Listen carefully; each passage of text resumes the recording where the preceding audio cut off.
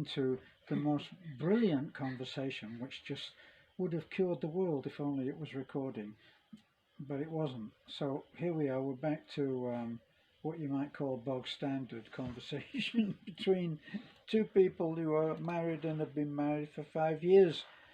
And the question, there's always a question right at the bottom of whatever is said or whatever is asked.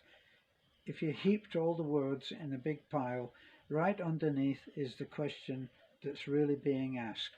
And whenever people ask us, do you do this, do you do that, it's always, why does it work? Why on earth does a marriage between a foreigner and a Filipina with a 50-year age gap, why does it work? And that's the real question. Perhaps a more accurate question would be, how do we make it work? How do you make it work? Yeah, that's another thing, right? You got to speak up louder. Like yeah, that's another question come up on my mind. How does it work, darling? I just asked you. I was first. You know, I remember we have one visitor, right? We have one visitor. Actually, we had about 30 or 40. No, I mean visitors. one of our visitors. Particular. One of our we have a lot of visitors, right? And we have there's one visitors that came here, and I asked, how did you find us? You know, and he said, oh, I found you in the video. I just looking around about Philippines, right? And then I saw you, and I saw the two of you in the video, and I said, oh, it will not work, right? Because of our age gap, right? We've been 50 years old, 50 years when age gap. When he found out what the age gap was. And he said, oh, it didn't work, right? So after, and then he continued following us, and it's been 2 years, and he said, oh, it worked. It works. It works, you know. So, you know, like with other relationships, right? We're also having some issues, right? Like some little misunderstanding, right? Yeah, we little don't always agree on right? everything. We didn't agree everything. That's why sometimes I called my husband Mr. Ratatatat, right? But that's if I say anything. This is the woman thing, though, right? If I say anything in terms of correction or anything like that, say, look, I'm really not feeling very happy. She'll say, oh, you're ratatatting me. Yeah. You so know? The word I am now, Han. Yeah, so you know, it just there's others says, oh, it's impossible that it will work, you know, because the foreigner Terence is more intelligent, more what do you call that? Sometimes every night he reads book. I didn't, right? That's my crime. You know, he's been talking there about World War, you know, he's been talking about anything. I just said, yeah. You know, but I didn't listen the whole conversation at all. I just said, yeah. No, yeah. after the first couple of words, she's actually getting very sleepy. I can see the eyes going like this.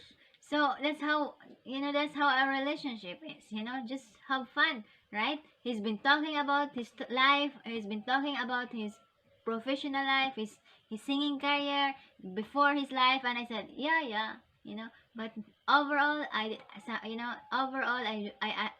I'm here to listen, but sometimes I didn't understand the whole conversations, but I respect her, I respect him, and there's a love there. And before we start our marriage, right, we've been talking, what if there are times that you feel that your love is decreasing, right? And Terence asked me about it, and I asked him about that, and we come up to the idea, we always go back where we start.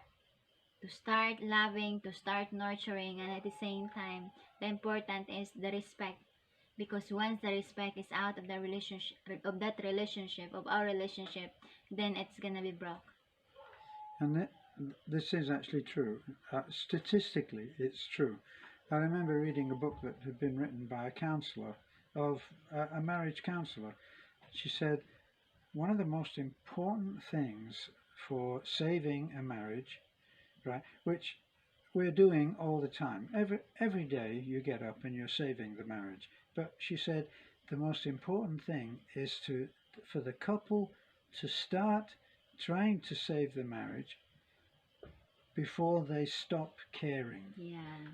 If the couple, one or the other, stops caring, if they say, I just don't care anymore, then that's a milestone that has been passed, which will be difficult to get back to. Now, when I say that everybody is going through a saving the marriage, there are little things that happen which you have to adjust to, especially I think in an intercultural marriage, because things are so different. Beth thinks in a totally different way, and and sometimes it's very difficult for me to rationalize that. What did you think? And I have to work through that. Now, there's no point in anybody saying, well, she just made me mad.